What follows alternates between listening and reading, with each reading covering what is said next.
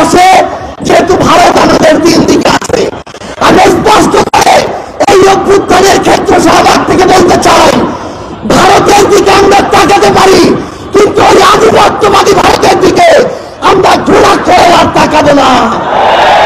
যেই ভারত এতগুলো খুনের হুকুমকারী ওই খুনি হাসিনাকে আশ্রয় দিয়েছে, সেই হাসিনাকে এই বাংলাদেশে ফেরত দেওয়ার পূর্ব পর্যন্ত ভারতের সাথে বাংলাদেশের সম্পর্ক স্বাভাবিক হতে পারে না।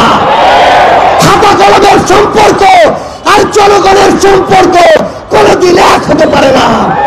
আমরা ভারতকে স্পষ্ট করে একটা কথা বলি, বাংলাদেশের সাথে যদি প্রতিবেশীর সম্পর্ক আগামীতে তারা দেখতে চায়, তাহলে যে সকল খুনিকে তারা ওই জায়গায় আরামায়েশের স্থাপনা আবাসন দিয়ে রেখেছে, তাদেরকে বাংলাদেশে পাঠাতে হবে এবং বাংলাদেশের মাটিতেই তাদের এই বিচার হতে হবে।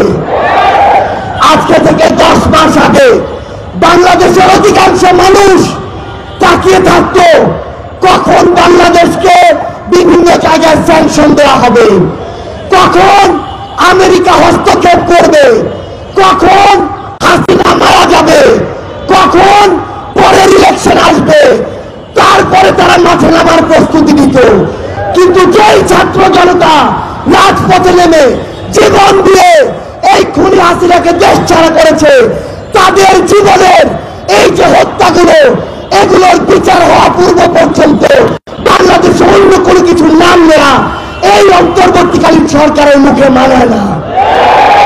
রাজনৈতিক দলগুলো আজকে সময়ের বিবেচনায় প্রতিযোগিতায় নেমেছে, আগে সংস্কার নাকি আগে নির্বাচন। মাথায় স্পষ্ট করে ঢুকিয়ে রাখুন, সংস্কার নাকি নির্বাচন, এই খেলা বাদ দিয়ে প্রতিযোগিতায় নামুন যে সবার আগে হতে হবে হত্যাকাণ্ডের বিচার। যেই তাপস নানক কাদেরদের প্রত্যক্ষ মদদে এই বাংলাদেশে এই পিলখানা হত্যাকাণ্ড হয়েছে, শাপলার হত্যাকাণ্ড হয়েছে, জুলাইয়ের হত্যাকাণ্ড হয়েছে, সেই হত্যাকাণ্ডের বিচার হওয়ার পূর্ব পর্যন্ত এই বাংলাদেশে অন্য কোনো কিছু কখনোই প্রাসঙ্গিক হতে পারে না।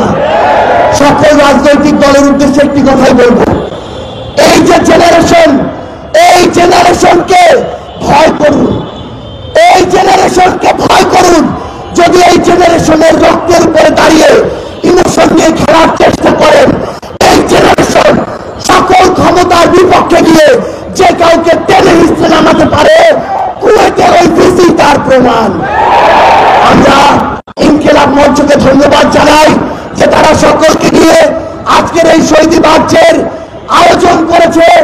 এই মঞ্চের সকল শহীদ পরিবার, সামনে থাকা সকল আহত যোদ্ধাকে সামনে রেখে একটি কথাই বলি, এই অন্তর্বর্তীকালীন সরকারের সবচেয়ে বড় লেজিটিমেসি হচ্ছে এই শহীদরা, এই শহীদদের হত্যার বিচার করার পূর্ব পর্যন্ত এই অন্তর্বর্তীকালীন সরকার যদি অন্য কোনো কিছুর চিন্তা করে, তাহলে তারা তাদের সারা জীবনের এই রক্তের দায়বদ্ধতা কখনো এড়াতে পারবে না।